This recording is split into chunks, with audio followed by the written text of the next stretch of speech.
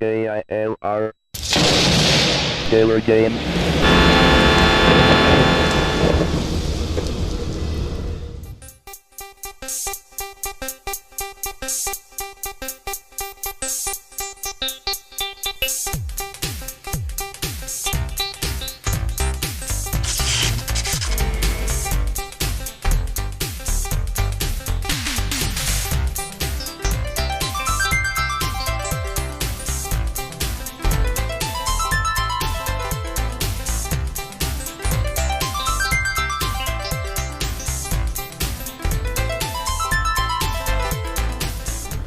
Hello gamers, simmers, and pilots. I am the Killer Gamer, and welcome to my tour around the world featuring Microsoft Flight Simulator 2000.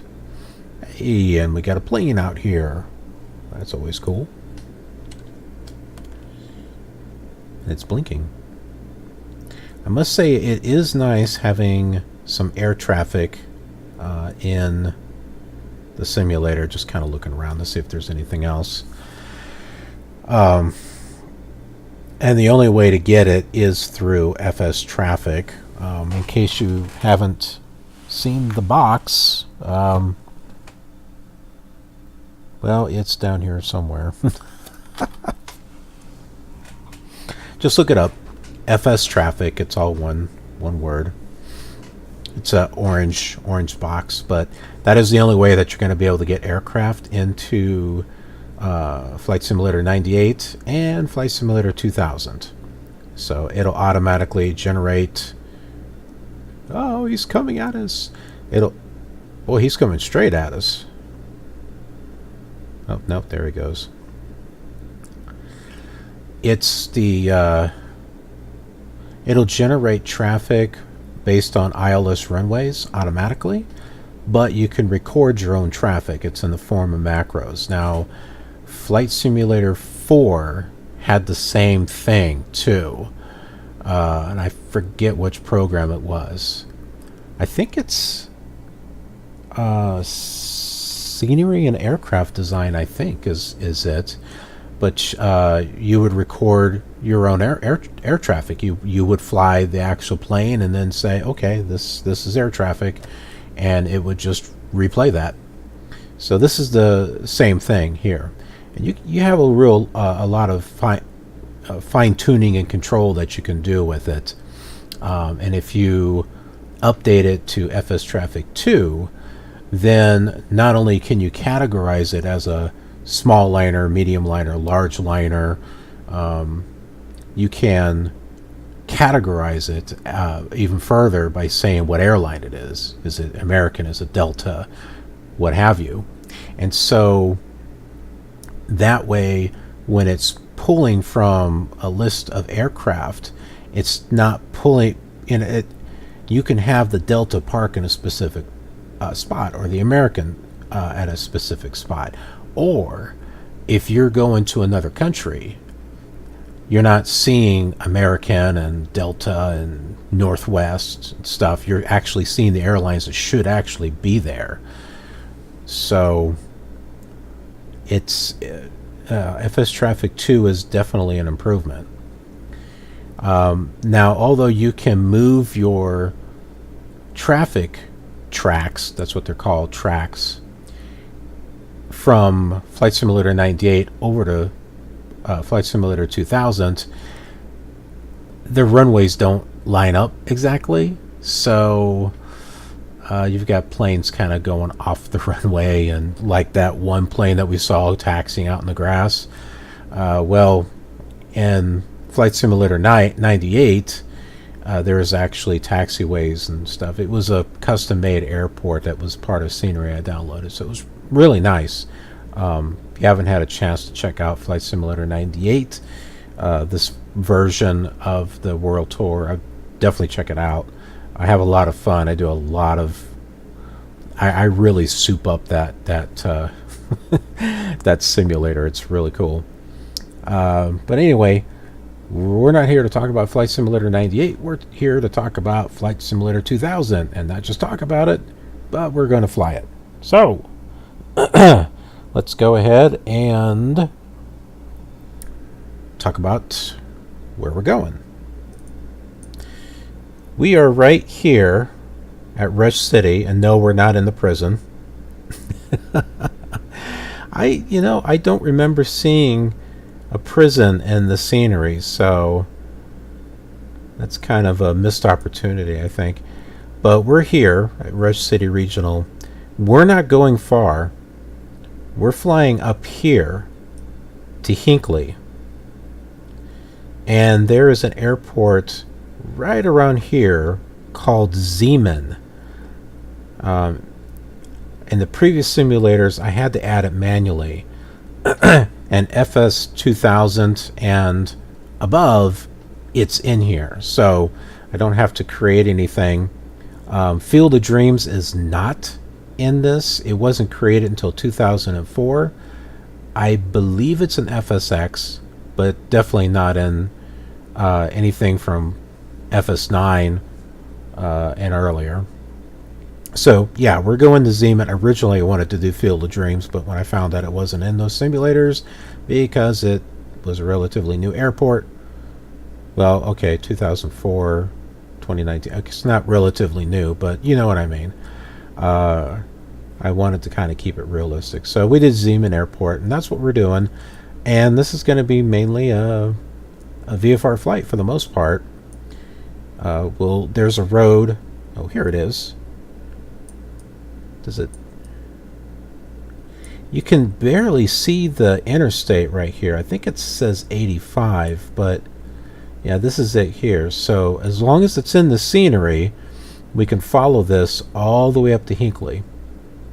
I will have it on the flight planner, but other than that, we'll be using ProFlight 2000 for the ATC just for the Unicom at the airport we're at, and then I'm turning that thing off. We don't need it because Zeman is a private airport, so there's not going to be any Unicom, multicom, or anything there. It's just call ahead and get permission to land on the airport. Maybe I'm wrong. Maybe it is handled differently, but I suppose if it's a private airport and you get permission to land there, they know you're coming. So anyway, so with that, let's go ahead and get everything turned on,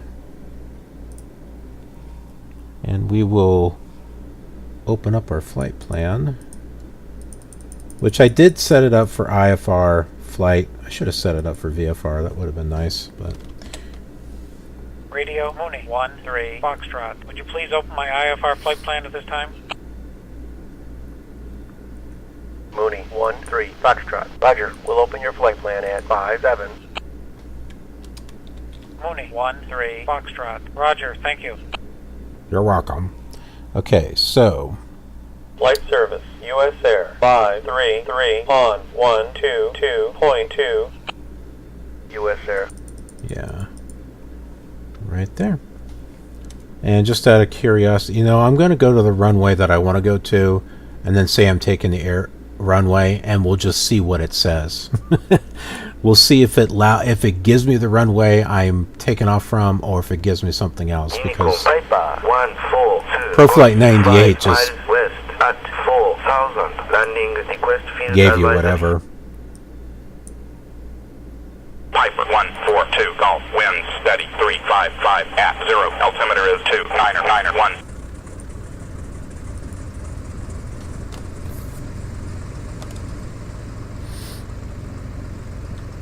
Unicom Challenger 927 X-ray 9 miles north at 3,500, landing request field advisory. Challenger 927 X-ray, wind steady 355 at 0, altimeter is 2991.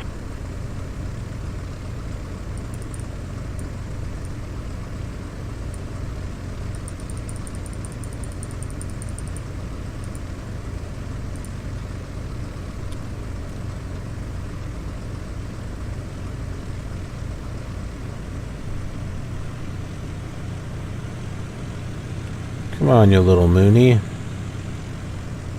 Move in there. I don't think there is a taxiway. We'll just go over here on the grass.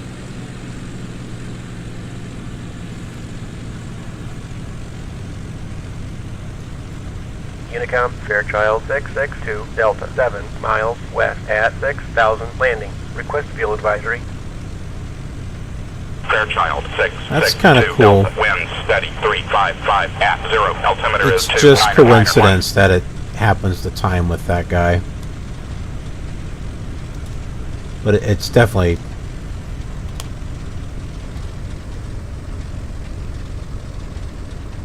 It's just random chatter. It doesn't go to any Unicom actual Cherokee AI. 5X7 Gulf 7 miles east at 2,500 landing. Request fuel advisory. Cherokee 567 Golf. Wind steady 355 at 0. Altimeter is 2991.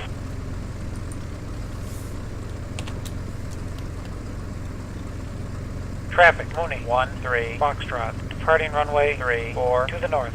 Okay. Which is good because the other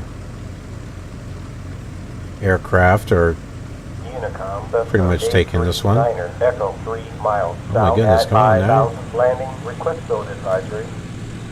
Cessna 839 Echo. Wind steady 355 at 0. Altimeter is 2991.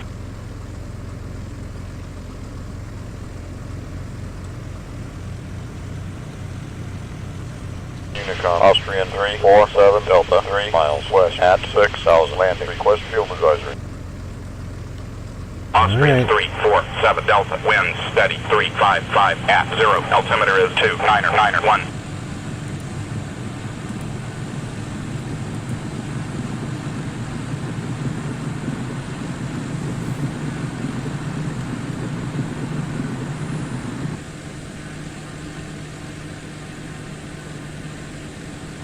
That's pretty high.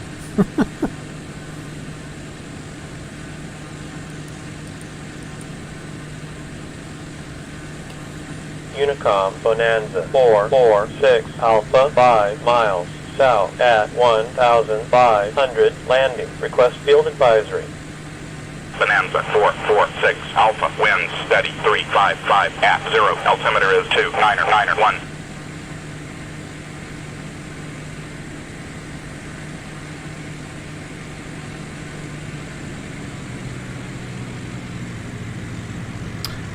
And by the way, we are now in spring instead of winter, so we have a little bit more variety in our textures now instead of just white. Unicom, Citation Niner 87 Uniform 10 miles east at 2,000 landing. Request fuel advisory.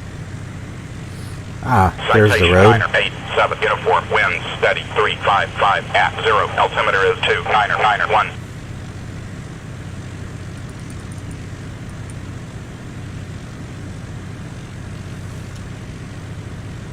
Yeah, see it? I can't see it here, but there it is.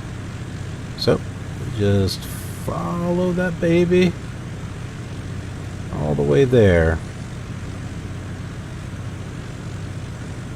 Unicom, Gulfstream 172 Uniform 9 miles north at 5,000 landing. Losing our Request field airspeed advisory. here. Gulfstream 172 Uniform. Wind steady 355 at 0. Altimeter is 2991.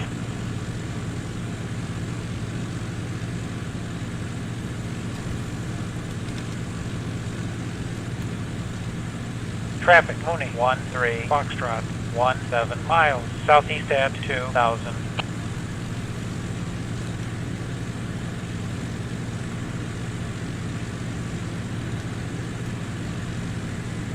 Unicom, Blank Air 198 Hotel 8 miles east at 5,000 landing. Request fuel advisory. Okay. Lancer 198 Hotel. Wind steady 355 at 0. So we're good. We don't need the radio anymore.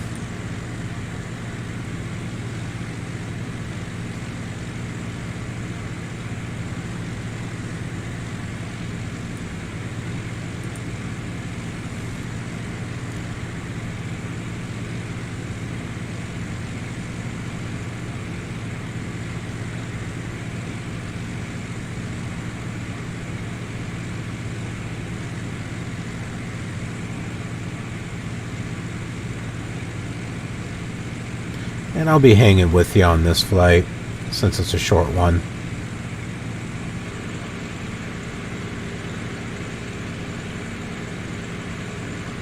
It looks weird the way that wing is looking. It's like the wrong perspective angle or something.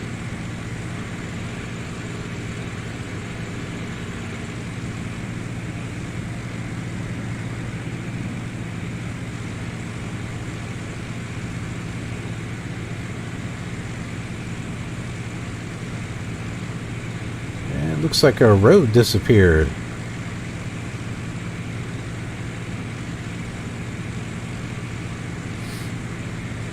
There's a airport. It's not the one that we want.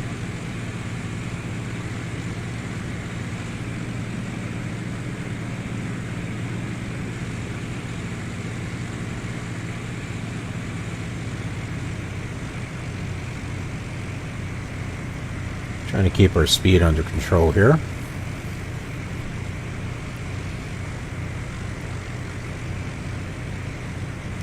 Look at this. Looks like it's got 2 reservoirs or something right there. I don't think they're lakes, but...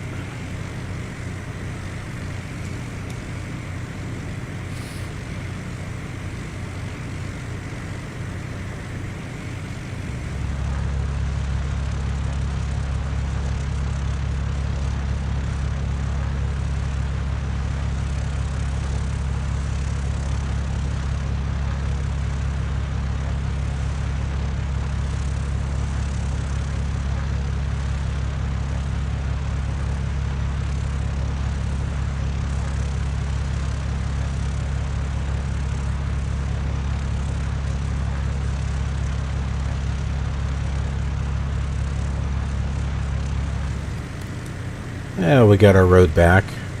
That's always good.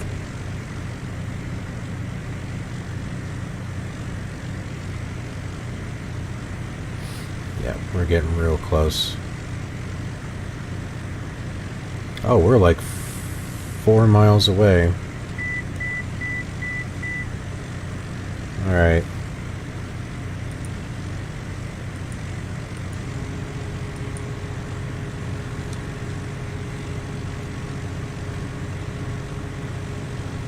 Now I've got our landing gear already down. I knew it wasn't going to take long, and I wanted to have it down to help control our airspeed.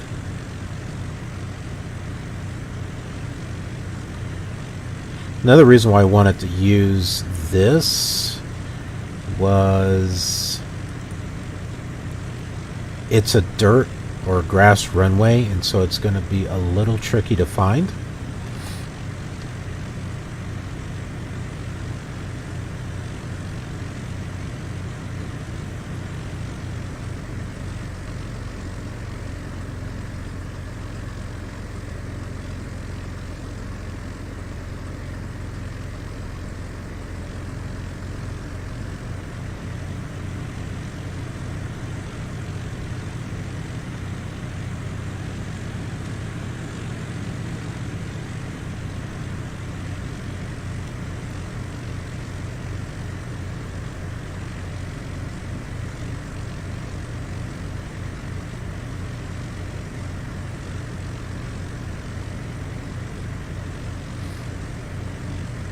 Now on the ones I created, it wasn't too hard because I had trees placed around it. That's not going to be the case on this one.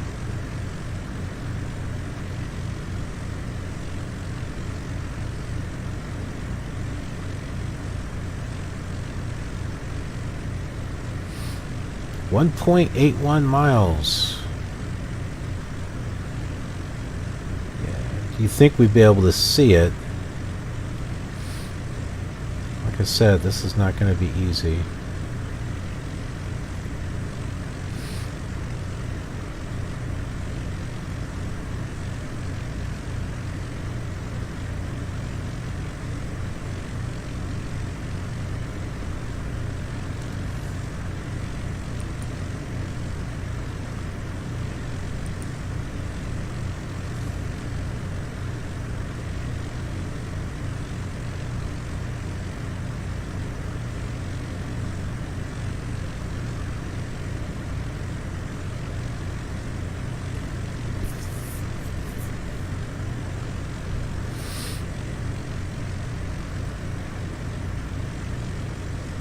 1 mile away. Whoops. We should be heading directly for it.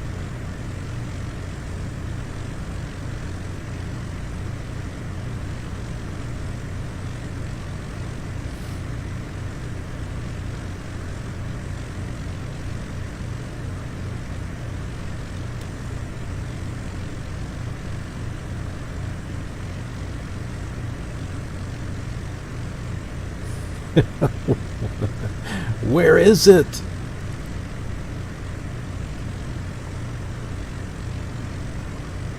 It's hard to see with how the textures on the ground are.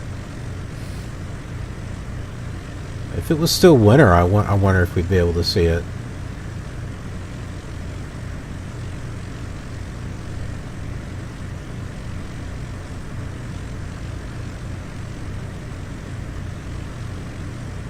Wait a minute, it's saying 4 miles. Well, wait a minute.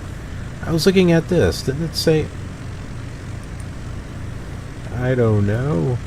We're getting too close to the ground now, though.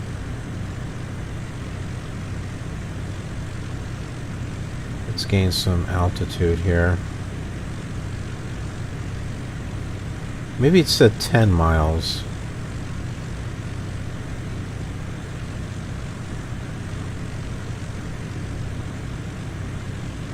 Or there was a waypoint before that I didn't see.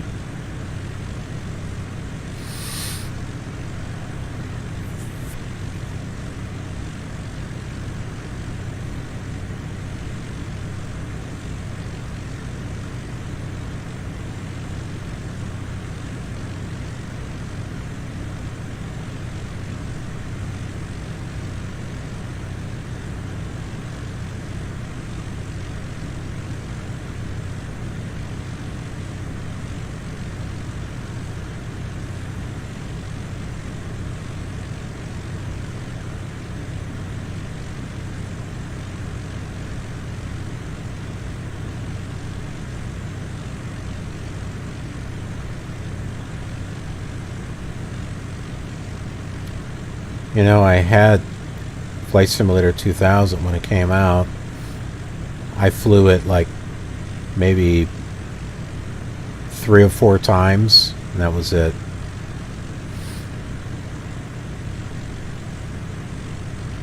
I don't think I really got into it because with Flight Simulator 98, I had the ProFlight 98, and I was just, oh, I think I see it. And I was just having so much more fun with that. But now, I'm definitely flying this a lot more than what I did previously. And we've got ProFlight 2000, which I did not have before.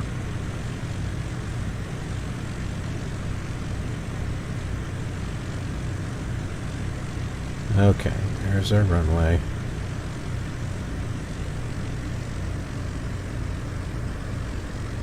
Just green little splotch. Army green.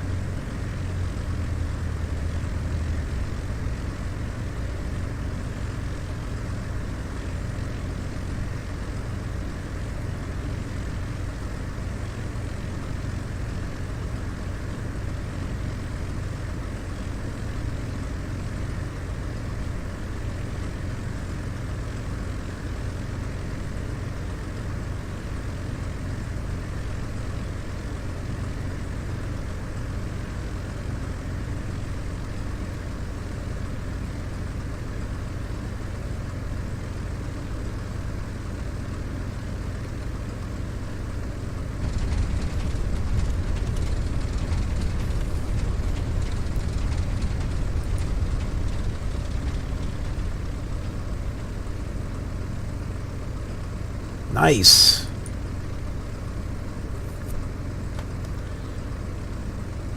Well, I think we can just...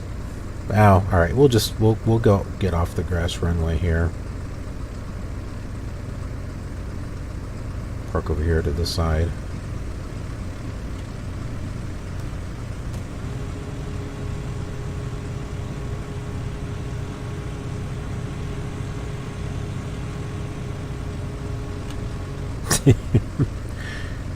Come on, Mr. Mooney. There you go. There you go. That'll do it.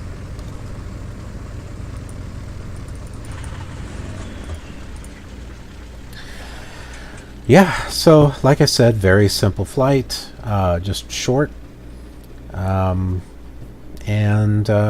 But yeah, one thing I didn't mention is, not only are we flying to international airports and municipal and regional, but we're doing private ones too.